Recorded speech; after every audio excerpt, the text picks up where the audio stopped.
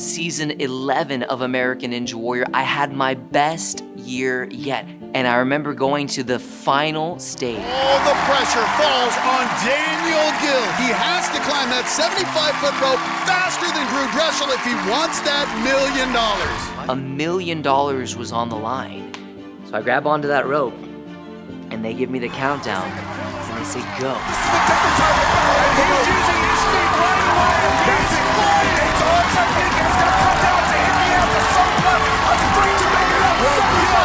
Using those feet, getting some punches. He's 35 feet away. Oh, but he's slowing down, man. I don't know if he can do it. I remember first watching Ninja Warrior back when it was aired in Japan. I was a kid, and it was just these men and these women that were incredibly athletic. They were all attacking these obstacles on this television show. And for me, being the monkey boy in my family growing up, I was like, I could do that. I could do that better than some of those other guys. And so that was my first exposure to Ninja Warrior as a sport.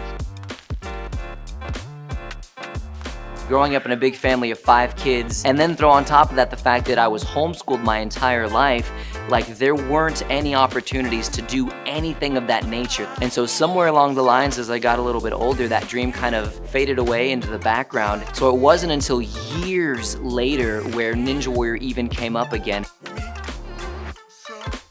I was at a Bible college at the time, and a friend of mine said, hey, I heard you were looking for a job. He said, have you ever seen that show, American Ninja Warrior? Well, I work at the only gym in Houston that trains people for that show specifically.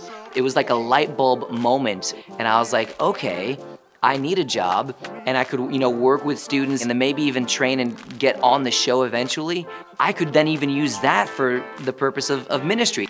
I went, tried the obstacles, and I fell in love with it. I mean, just the swinging, the climbing, flying through the air, running up the walls. Like, it was the most exciting and most fun sport that I'd ever tried. So I met with the owner and I said, hey, here's my resume. I would love an opportunity to work here. He said, I don't hire people I don't know. We're, a small family-owned business.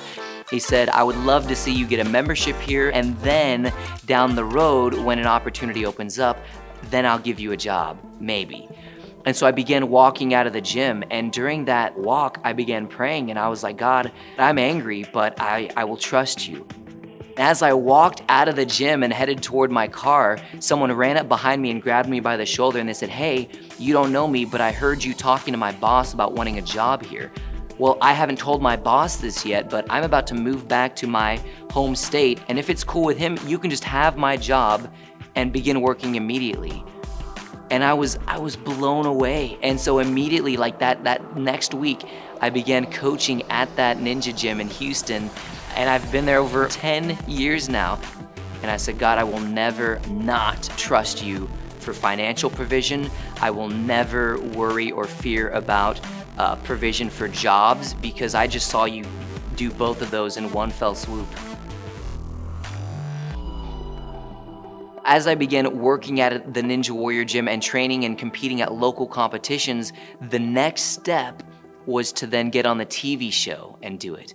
Sent in my video, and I couldn't have been more proud of it, but then callbacks began, and it seemed like every one of my fellow ninjas that I was training with at the gym, everyone got a callback except me. And then they were like, well, Daniel, you're just too young. So I went and I got to test run some obstacles that year, meet some of the producers, and I was like, man, this is amazing. I'll submit again next year, and I'll get a call back next year. So I waited a year, and then I submitted again. And for the second year in a row, everyone that I knew got a call back, except me. And I'll never forget just the feelings that came with that, feelings of inadequacy. And your mind just goes to, of course, like the worst case scenarios. And I said, well, Lord, I have been rejected 2 years in a row. I have no other option to compete this season. But there's one thing I believe I can do, and that's go and join the walk-on line in the hopes of maybe getting selected as a walk-on competitor. So I show up in this line, and they take maybe 10 or 15. There's already almost 30 people in front of me. And as I was in that line, one of the producers recognized me from the year prior when I got to test run. And he said, hey, you're that guy with the hair. And I said, yes, I am. And he said, hey, what are you doing in this line? I thought surely you would have gotten a call back. And I said, well, no, I didn't. And he said, well, here's the thing, Daniel. I like you, and I want to see you compete on this course. So here's what I want you to do. Go back in the line, wait it out the next couple of days, and on the night of competition, I guarantee you I'm going to give you a shot. And that was it. So I waited in a line all day in the sun, dehydrated, sunburned. It was terrible for a week. On the night of competition, they began dividing us up. They said, you few over here, everybody else head over this way, and Daniel, come here. And next thing I know, I'm standing on the starting block, looking around. I've got the lights, I've got the cameras, I've got the screaming audience around me. My heart starts pounding out of my chest. And I was like, God, I believe I'm physically capable of finishing this course, but if I fall or fail, give me the grace to show people what it looks like to lose and to get back up. And then I hear the countdown, 3, 2, 1, go, and I'm running, and it's a blur. Just obstacle after obstacle. Next thing I know, I'm pulling myself up, and I hit the buzzer, and they said, wow, rookie, you just got the fastest time of the night. I went on to become the Rookie of the Year that season, and that is what launched me into American Ninja Warrior. That's how it all began. Once I began competing, I began this trajectory that was just going skyward. I mean, every year after that, I was getting better, I was going further, but every single year, I would make it to a certain point, but then I would fall or fail. And I was like, God, this is frustrating. Season 11 of American Ninja Warrior, I had my best year yet. I never fell in the water. I hit every single buzzer that was in front of me. And I remember going to the final stage. $1 million was on the line. And it was under really poor circumstances for me because as a reality television show, the production team is on a timeline. I finished stage 3, landed, had the bar in my hand. Production came over and they said, hey, great job, Daniel. We got to go straight to the last round immediately. And I was like, well, I can hardly open and close my hands. And I began praying and I said, God, this isn't how I envisioned it. This wasn't the plan. I'm exhausted. I just ran another course and now I have to climb this rope for $1 million and I don't feel like I can. I said, but Lord, you brought me this far. I don't believe that you're gonna leave me hanging. Whatever the outcome is, I'm gonna trust you. So I grab onto that rope and they give me the countdown and they say go. And it's about 80 feet of rope that you have to climb in 30 seconds or less. So I began climbing, and it was the longest 30 seconds of my entire life, but I was doing it. I was going faster than the time. Getting some punches. He's 35 feet away. Oh, but he's slowing down, man. I don't know if he can do it. And then about 10 feet from the top, I hit a wall, and I couldn't squeeze, I couldn't pull, and I couldn't push with my legs anymore. And I lost. I lost $1 million by 3 seconds. And I was devastated and I thought, well, God, how does this give you glory? And I was confused and I was frustrated, but I still lifted my hands and gave him glory because I said, God, if nothing else, I'm grateful for the opportunity. And I still believe that you can work this together for good. And as I prayed about it, the Lord began to reveal to me, he said, Daniel, how much more does it minister to people to see a Christian lose $1 million and then still give me glory?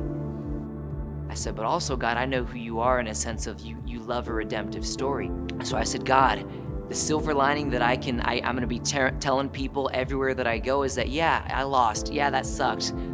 But if I got there once, I fully believe that I can make it there again.